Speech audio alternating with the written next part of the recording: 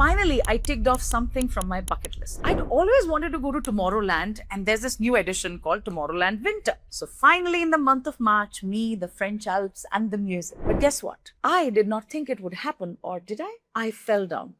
Literally, not just a stumble, a proper tumble where I scraped my knee. People gathered wanting to help. So while I was sitting there holding my knee in pain, I somehow got up, and the first thing I told my husband is, I have been thinking about this moment.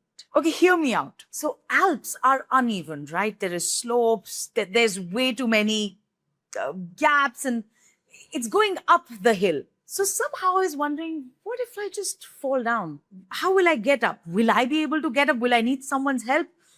Will it be embarrassing? And this is the question and the image that kept playing in my mind till I finally made it happen. Now, the reason I'm telling you this is because, be honest, how many times have you imagined yourself completely failing in that boardroom meeting, on the stage, in front of the camera?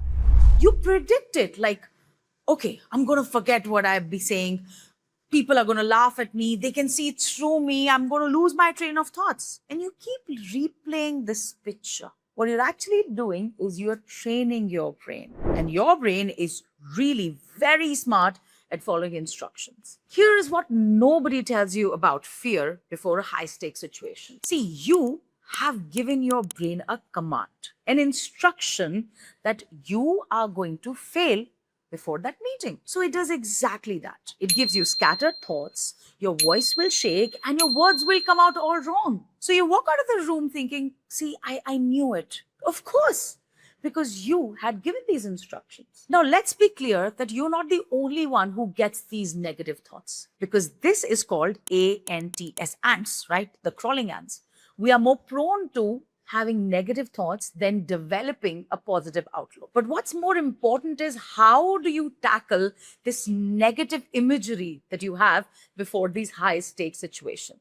So I do have a way in which I tackle these situations every time I find that this image is stuck like loop. But before I tell you this, let me help you understand what this loop does. When you imagine that something negative is going to happen, it is a picture, and our brain can visualize that and predict and give instructions. So what if I can shatter that picture? What if I can just change the picture? Do you remember when we talk about manifestation, we always hear that the universe doesn't understand the word no, or doesn't. Similarly, when you tell your brain, don't mess up, it doesn't understand what not messing up feels like. It understands only the action. So what I want you to do is follow this 3-step method. First, paint it black. So imagine you have this imagery where you're standing and speaking and you've forgotten something, things are wrong, people are laughing. Get rid of this picture. Just paint it black. Close your eyes. Imagine that scenario, and imagine that there's a paintbrush in your hand and you're painting it black. Completely jet black, opaque. Second step. Now that it's just a black picture, how about we just shatter it? You don't want this reality, so shatter it. Again, eyes closed.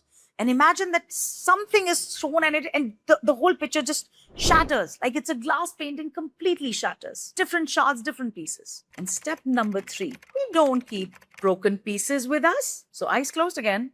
And imagine that all these broken pieces and shards, they're just going somewhere above in the universe, like a black hole sucking them out.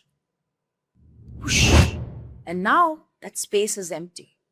So close your eyes, and this time repaint a picture. Repaint that canvas with what you would want should be there. I'm imagining a lot right now, so I'm clearly very emotional. So finally, witnessing Tomorrowland in the French Alps with a scraped knee made me realize how not taking care of that negative thought eventually turned it into reality. And this is something that I should keep practicing, and I usually do, but this exception was like a reality check for me. So if you are also going through these negative thoughts before you step on stage, before an important meeting or any important event in your life, remember, close your eyes, paint it black, shatter it, throw it in the space, let it go. And now that canvas is empty, this time paint the picture that you want. Paint it beautiful, make it vivid, make it colorful, fill it with all the positiveness that you want to experience in that moment. So if you are someone who finds themselves on different stages, different rooms, who wants to elevate their presence, who wants to connect with people, their audience across the camera, and you would want someone to handhold you, guide you, and give you those personal communication strategies and sessions, make sure to check out the description. There's a link to a form. Go click it, quickly fill it, and someone from my team will connect with you so that you can get on a clarity call with me where I'll chalk out a plan to make you a world-class communicator.